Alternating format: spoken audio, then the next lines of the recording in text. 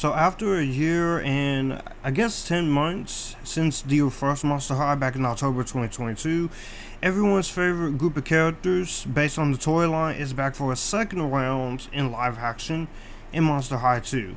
Let's talk about it.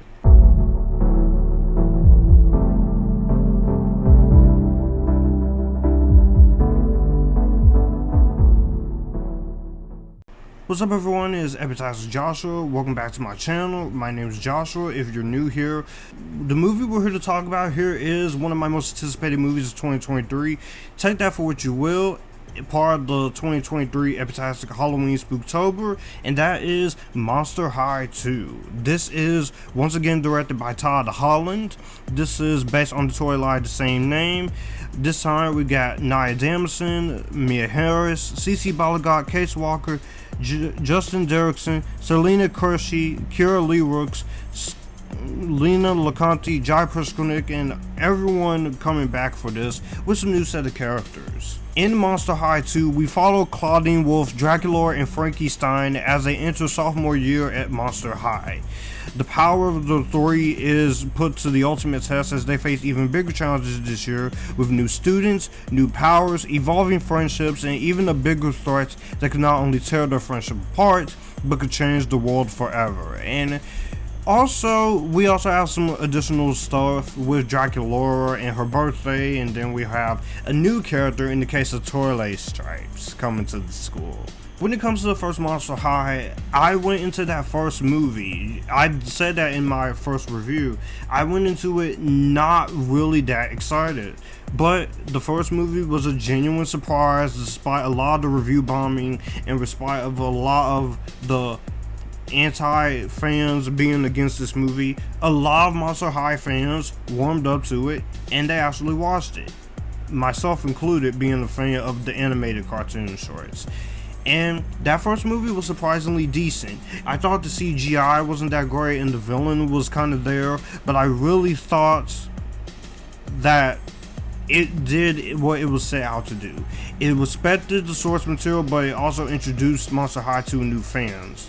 So when they announced a sequel immediately after this one came out, I was interested. It was one of my most anticipated 2023. I started thinking of what the things they were going to do in this sequel, considering the ending with someone after Draculaura and what new characters could be brought in. Then we got the marketing and the trailers and such, and I became ecstatic, especially with the Kids' Choice Awards 2023 with the actors talking about it. So, did Monster High 2 work for me? Was this a better sequel to the first Monster High, or was this a stepping stone from the 2022 surprise? Let's get into it. Simple answer I could say is yes. I do think this is definitely better than the first Monster High. This is what a sequel should do. Starting off with the pros when it comes to this is not going to be a spoiler review. I'm going to keep it everything spoiler free because I want y'all to see this even if you're not looking forward to it. Yes. In the positive section, of course, I will say that once again I just love seeing these characters back. These are characters that I have not played the dolls or anything with, but these are characters I instantly like in this whole fantasy genre and such. I think each of them are very fun. I think they all have distinctive personalities, and you just get to spend more time with them this time around. Seeing our main three back, Mia Harris as Clawdeen Wolf, CC Balagot as Frankie Stein. The most valuable player, again, Nayah Damasen as Draculaura. She is once again just as great because she does play a very big part into this movie. Of course, with her having her 1600th birthday and also some of the outfits they give her, and then she is trying to show the world that the world can be a better place. There's a lot going on with her, and also with a little boy toy in the mix. I very much enjoyed what they did with her. I thought Nayah Damasen pulled it off once again. I love her singing. I love her acting. Draculaura! This is an actress, like I said, with the Lighthouse. All of these actors and actresses, these are cast members I would like to see branch out after the Monster High movies, after Loud House. and they can do great things in the theatrical world of cinema. Whether it's theatrical or streaming or Broadway or animation, I think all these actors can do very good just as well. But I was really impressed with the main three once again. Not only that, I definitely loved the fact that we had Clawdeen, Laguna Blue, Deuce Gorgon, Heath, and Gulia Yelps.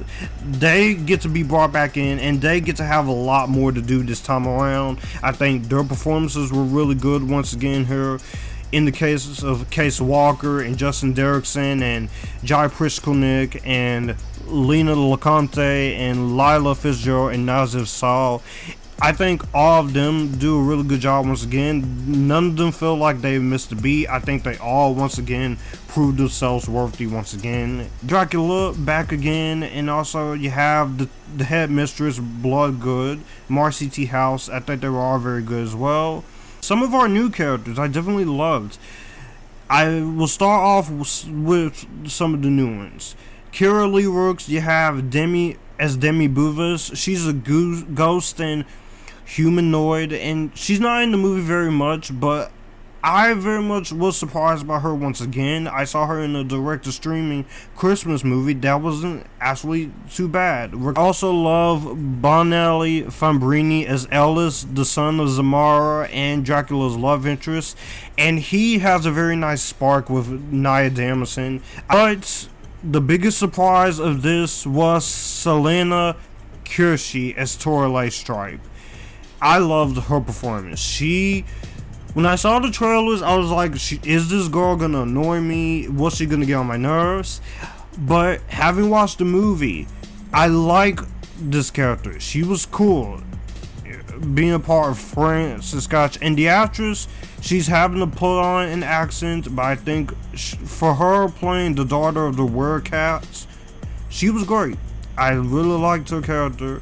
Started off kind of bitchy, of course, obviously, depending on the personality of the character, but I did enjoy what she brought to it, and I did love her performance, so I was very impressed with the new characters here. Love the songs in this. The songs here are just as good, if not better, than the last movie. You have the most infamous song that's been blowing up in the promotions with My Heart Goes Boom Boom Boom, and then you also have the song by Clawdeen and Toralei Stripes where they both sang You Don't Know, which that was probably my favorite song of the entire movie, and I just thought the songs were very good.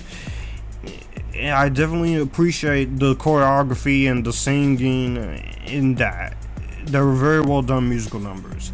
Direction wise and cinematography wise and the writing is not 100% original, but it does have the familiar tropes. But I think what made it work is that they were able to go into the connection of the three girls, but also give the Monster High world something to play on, something to chew on, and something to go on. And that's the thing I very much enjoy. For the action scenes, which surprisingly, because of what's going on with Dracula and someone's after her, I think the action was well shot here. There is some good action. There is some moments here where they're not afraid to have some action, and the ending here nearly got me sad. Nearly got me to tear up, but you didn't quite get there. I very much thought that a lot of the emotional moments, when the film gets emotional, it gets emotional with Draculaura, it gets emotional with the three girls at the core, and I just had a fun time seeing all that. It's not afraid to get a little dark at times, and it's a tightly paced film, an hour and 34 minutes, which it gets you straight in and out. I'll also say one more thing, the effects look way better this time around. There's still some dodgy CGI, but I will think the effects still looks better this time around. You can tell they had a lot more budget, a lot more to chew on.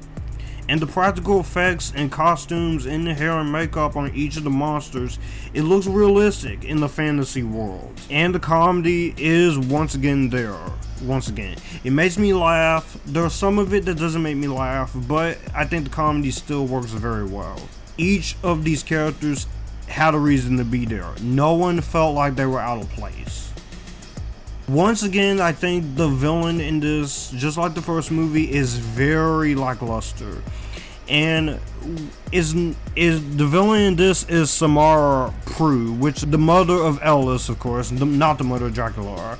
While I enjoyed the performance of her, I thought that this witch type character, her motivation is just pretty much the same as you would see with any other villain here.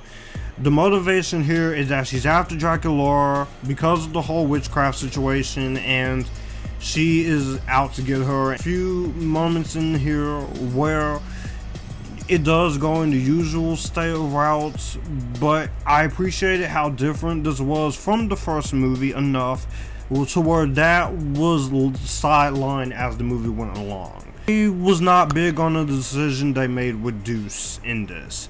I get why you did this, and part of me is interested to see if they do one more movie where that's gonna go, because I can't say what happens with him at the end, but the way it's going here, it seems like we are gonna get one more movie to round out this Monster High trilogy.